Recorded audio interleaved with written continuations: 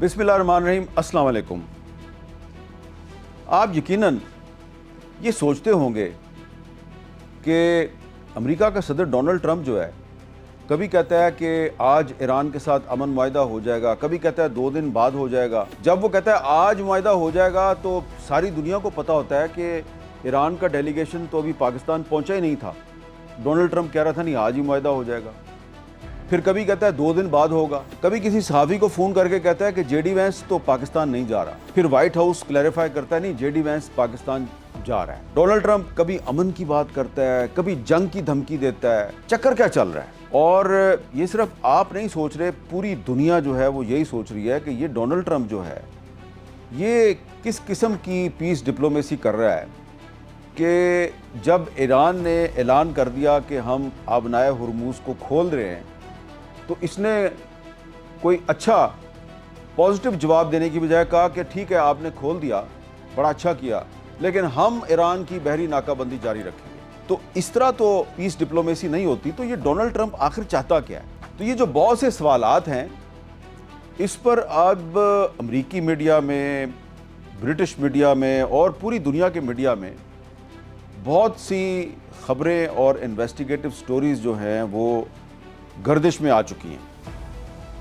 अभी हाल ही में बीबीसी की एक इन्वेस्टिगेटिव स्टोरी को बड़ी लोगों ने तवज्जो देकर पढ़ा है और वो जो इन्वेस्टिगेटिव स्टोरी है वो बता रही है the insider trading suspicions looming over Trump's presidency, यानी कि जो ट्रंप की जो सदारत है उस पर इनसाइडर ट्रेडिंग के इल्ज़ामात ख़तरा बनकर मंडलाने लगे हैं।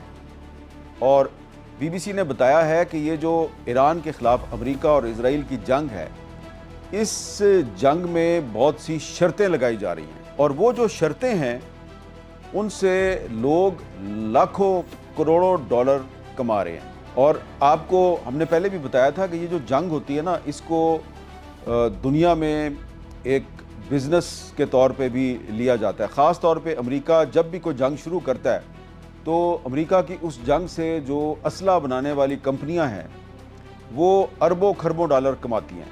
ये जो जंग शुरू की अमेरिका ने और इजराइल ने ईरान के ख़िलाफ़, इस जंग के शुरू होने के फ़ौरन बाद ही ये सवाल जो है इस पर बहस शुरू हो गई कि ये जो डोनाल्ड ट्रंप ने हमला किया है ईरान पर, क्या इसके पीछे इनसाइडर ट्रेडिंग तो इन्वॉल्व नहीं है?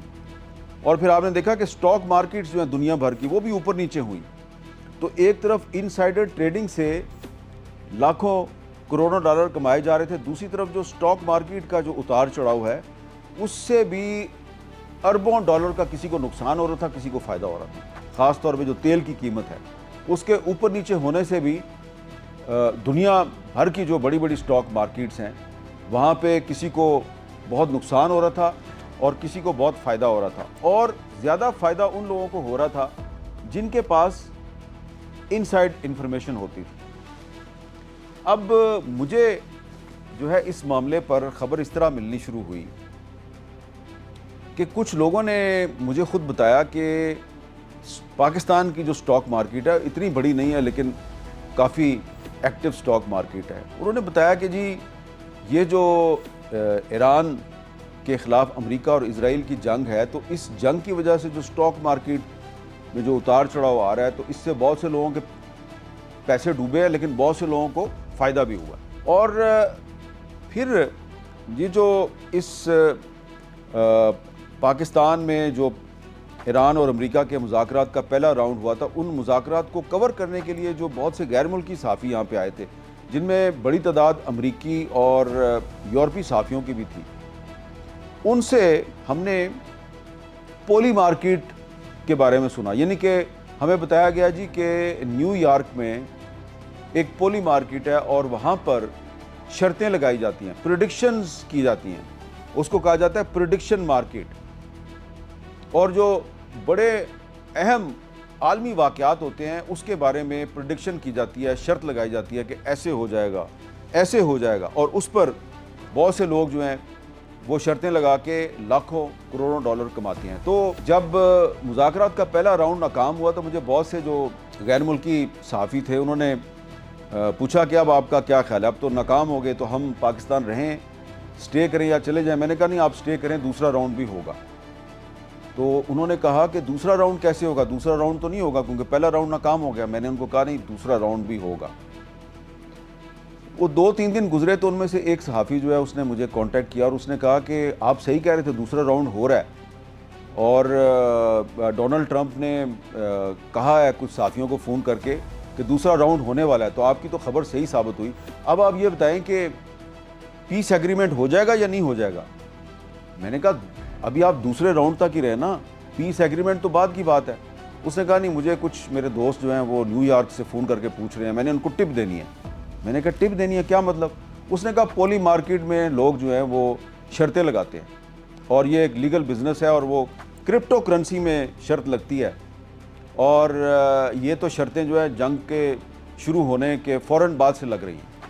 تو میں خبردار ہو گیا اور پھر میں نے اس کو تھوڑا انویسٹیگیٹ کرنا شروع کیا، میں نے فالو کرنا شروع کیا چکر کیا چل رہا ہے۔ پھر میں نے ڈونلڈ ٹرمپ کے جو بیانات ہیں ان کو غور سے ان پر نظر ڈالنی شروع کی کہ یہ کس ٹائم پہ کیا بیان دیتا ہے اور اس کا جو بیان ہوتا ہے اس سے جو انٹرنیشنل مارکیٹس ہیں ان پہ کیا اثر پڑتا ہے، سٹاک مارکیٹیں کیا کرتی ہیں، اور یہ جو پولی مارکیٹ ہے اس میں کیا ہوتا ہے۔ پھر مجھے میرے ایک امریکی صحافی دوست نے، نیو یارکر میگزین ہے، اس میں ایک آرٹیکل شائع ہوا، تو اس نے مجھے یہ آرٹیکل بھیجا، اور یہ آرٹیکل جو ہے یہ مارچ کے مہینے میں شائع ہوا تھا۔ Who struck it rich in the markets when Trump postponed bombing Iran۔ میں نے جب یہ آرٹیکل پڑھنا شروع کیا تو مجھے اس میں بڑی انٹرسٹنگ انفارمیشن ملی، اور وہ یہ تھی کہ جب جنوری 2026 میں وینزویلا پر ابھی امریکہ نے حملہ نہیں کیا تھا،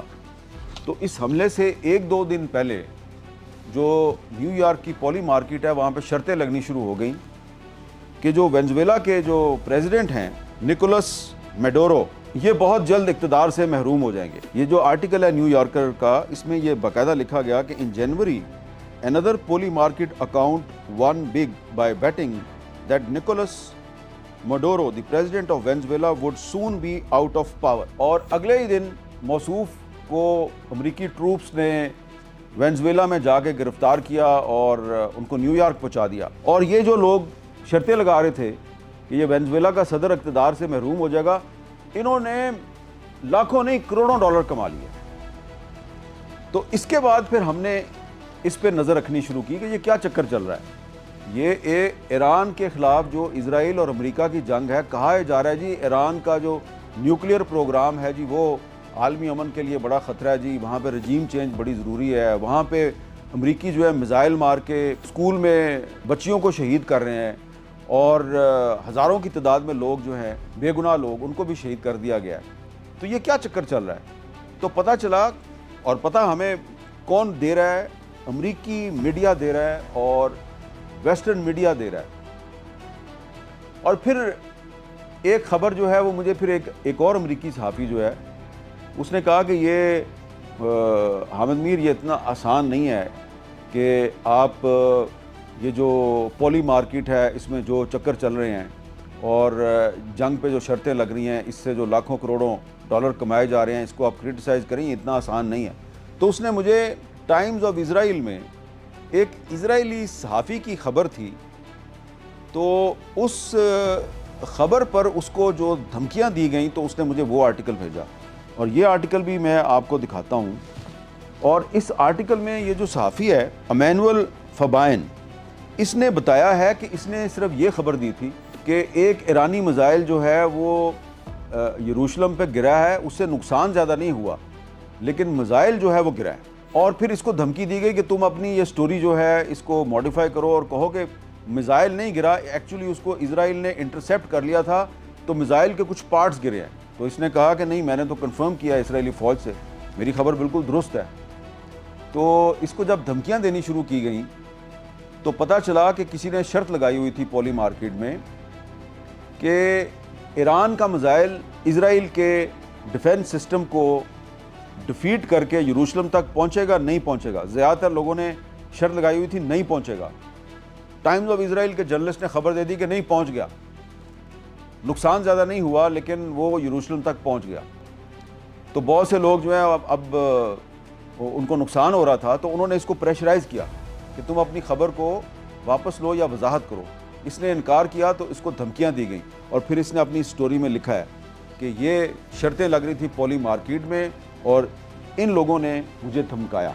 उसके बाद जनाब 4 मार्च को अल जज़ीरा जो है उसने ये खबर दी कि सिर्फ पॉली मार्केट में नहीं बल्कि एक और मार्केट भी है जो जिसको कालशी कहते हैं, वहाँ पर भी शर्तें लग रही हैं। Gamblers make big profits on Iran strikes raising insider trading concerns, ये अल जज़ीरा ने ये खबर दी। उसके बाद जनाब फिर क्रिश्चियन साइंस मॉनिटर, एक और मारूफ अमरीकी अखबार है, क्रिश्चियन साइंस मॉनिटर ने कहा जी 1 अप्रैल को insider trading why well timed market place are raising alarms in Washington, यानी कि वाशिंगटन में जो है लोग जो है वो बड़े परेशान हैं कि ये जो इनसाइडर ट्रेडिंग हो रही है मुख्तलिफ मुकामात पर, तो इसमें जो लोग ईरान में जो जंग चल रही है इसके हवाले से शर्त लगाते हैं, उनको पहले से ही पता होता है कि अब ये होने वाला है, अब ये होने वाला है, वो शर्त लगा देते हैं और फिर उनको बहुत भारी प्रॉफिट होता है। जैसा कि किसी ने शर्त लगाई कि वेनेजुएला का सदर इक़्तिदार से महरूम हो जाएगा, तो जिसने शर्त लगाई उसको एक ही दिन में करोड़ों डॉलर का फ़ायदा हो गया। तो उसके बाद जब ये स्टोरीज़ जो हैं ये अमेरिकी मीडिया में आनी शुरू हुई, तो वाइट हाउस ने अपने स्टाफ को एक हदायतनामा जारी किया। White House warns staff on insider trading amid Iran war bets, कि ईरान की जो जंग है इस पे शर्तें लग रही हैं, तो जो वाइट हाउस का स्टाफ है वो ख़बरदार है। उसकी वजह ये थी कि ये जो पॉली मार्केट है न्यूयॉर्क की, इसमें जो डोनाल्ड ट्रंप का एक बेटा है वो उसके बहुत से शेयर्स हैं और ट्रंप साहब जो है उन पर इल्ज़ाम लग रहा था। उनका जो डिफेंस सेक्रेटरी है, जो वज़ीर जंग है, पीट हेग्सेथ, उस पर भी इल्ज़ाम लग रहा है कि उसने कुछ ऐसी अमरीकी असला साज कंपनियों के पहले ही शेयर ख़रीद लिए थे कि जिनके शेयर्स की वैल्यू जो है जंग शुरू होने के बाद बहुत ऊपर चली गई, तो उसको पहले से पता था कि ईरान पर हमला होने वाला है। फिर जनाब CNN ने 17 अप्रैल को हमें यह बताया कि Trump's top regulator for prediction markets pledges crack down on insider trading. तो अमेरिका में इसकी इन्वेस्टिगेशन शुरू हो गई कि ये जो ईरान में जंग चल रही है, इस जंग पे जो शर्तें लग रही हैं, तो उससे वो तो बड़ा एक खौफनाक बिजनेस है। यानी कि आप ज़रा सोचें कि एक तरफ इजराइल और अमेरिका ने ईरान पर हमला किया और वहाँ पे बेगुनाह लोग जो है वो उनको शहीद कर दिया गया, उनका सुप्रीम लीडर शहीद हो गया, उनके national security adviser Ali Larijani शहीद हो गए। पाकिस्तान ने कोशिश की, तुर्की ने कोशिश की और ममालिक ने कोशिश की कि ये जंग रुक जाए और पाकिस्तान की कोशिशों से जंग रुक गई। तो जब पाकिस्तान जो है उसने बड़ी नेक नीति से ये सारी जंग रुकवाई, तो इस पे भी शर्त लग रही थी, जंग रुकेगी नहीं रुकेगी, सीज़ फायर होगा नहीं होगा, इस पे भी शर्तें लग रही थी। तो इसलिए फिर CNN ने बताया कि ये जो इनसाइडर ट्रेडिंग है प्रेडिक्शन मार्केट्स में, इसकी अब इन्वेस्टिगेशन शुरू हो गई है। तो फिर यूरो न्यूज़ जो है वो हमें बता रहा है कि newly made poly market accounts one massively on US Iran cease fire. ये बड़ी अहम स्टोरी है कि कुछ नए अकाउंट्स बनाए गए पॉली मार्केट में, यानी कि जो प्रेडिक्शन